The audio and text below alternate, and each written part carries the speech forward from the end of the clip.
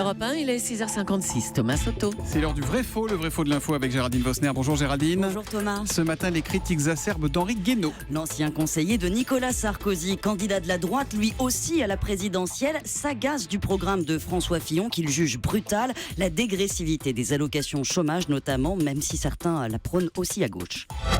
Les allocations chômage dégressives, elles ont existé pendant 8 ans en France. La gauche les avait mises en place et les a supprimées. Ça ne marche pas.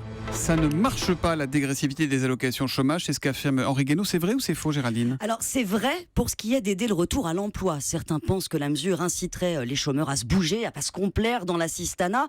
Eh bien non, ça ne marche pas. On a pu le vérifier. De 92 à 2001, les allocations ont été dégressives, une réforme portée par Martine Aubry.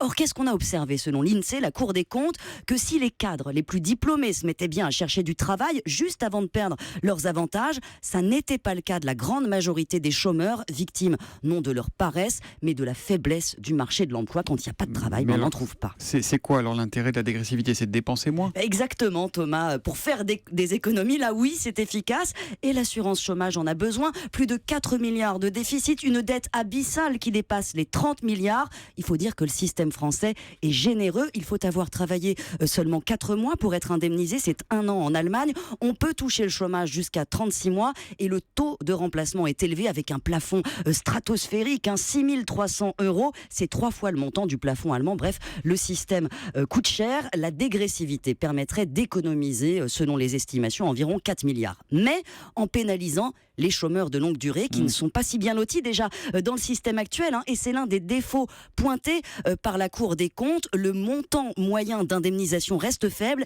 et 1 million d'allocataires, Thomas, qui ont les plus bas revenus, touchent quasiment autant en allocation que les 200 000 anciens cadres au sommet du plafond. Voilà, donc un vrai pour Henri Guénaud quand il affirme que la dégressivité des allocations chômage, ça ne marche pas. Merci Géraldine Vosner et à demain.